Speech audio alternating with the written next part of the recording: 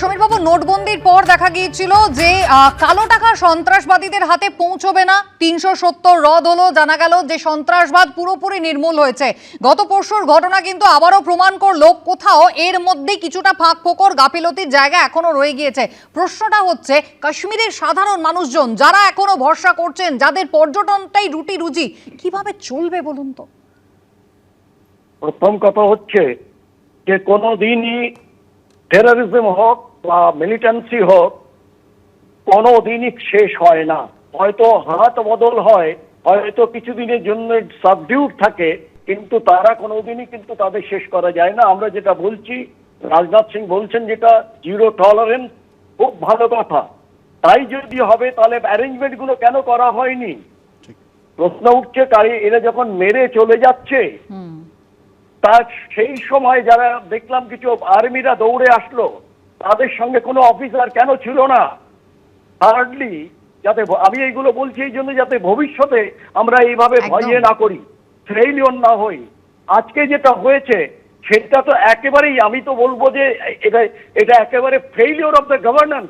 আজকে কেন কাশ্মীর গভর্নমেন্টের এটা আসেনি মাথায় যে এখন যেটা আসছে সেই জায়গাটায়, সেই সময়টায় সবচেয়ে ক্রিটিক্যাল সময়, ম্যাক্সিমাম টুরিস্ট, তাদের যে বিয়ে করার সুরক্ষা দেওয়ার দায়িত্ব তাদের।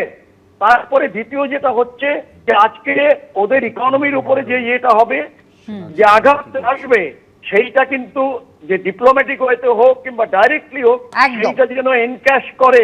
একদম। আমি সুমিতা এইখানে আপনাকে একটু বিরত করবো, আমি মিস্টার চট্টোপাধ্যায়ের কাছে এই জায়গায় যাবো। মিস্টার চট্টোপাধ্যায়, একদিকে রিটালিয়েশন, প্রত্যাঘাত, এবং তার সঙ্গে সঙ্গে কোথাও কনফিডেন্স বিল্ড আপ, এই কাজটাও তো এখন করতে হবে প্রশাসনকে। দেখুন, চারটে কথা আমি বলবো এখানে। প্রথম কথাটা হচ্ছে রিটালিয়েশন আদার পার্টস, পাকিস্তানের সঙ্গে কি ব্যবহার করবো ডিপ্লোম্যাটিক ওয়েতে, সে সিসিএস ডিসিশন নেবে করবে। কিন্তু আমি যে জিনিসটার উপর জোর দিচ্ছি যে গুড হাউসকিপিং ইন কাশ্মীর, যেটা আমরা বলি গুড হাউসকিপিং, যেটা সব থেকে এখন জরুরি দরকার, নাম্বার ওয়ান। নাম্বার টু হচ্ছে কাশ্মীরে যে কমন স্ট্রাকচার ছিল আন্ডার দি গভর্নরের, যে কমন স্ট্রাকচার, সেটাকে ঠিকমতো ইফেক্টিভলি ইউজ করা।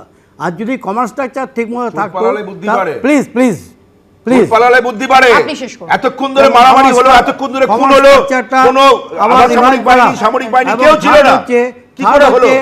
হার্ড ইন্টেলিজেন্স সব ফেলিওর হয়েছে, এটা মানে মেনে নিন আগে। হার্ড ইন্টেলিজেন্স সুরক্ষিত ছিল না, ইন্টেলিজেন্স ফেলিওর, এটা মেনে বারবার নিয়ে এই তারপরে প্রশ্নগুলো উঠছে ভাস্কর বাবু, এটা নতুন কিছু নয়, কিন্তু আমাদের বাকিগুলোও তো জানতে হবে। শেষ করুন প্লিজ। আরেকটা হচ্ছে যেটাকে বলি পারসেপশন ম্যানেজমেন্ট। এখন পারসেপশন ম্যানেজমেন্টে ভীষণ দরকার, confidence building and perception management.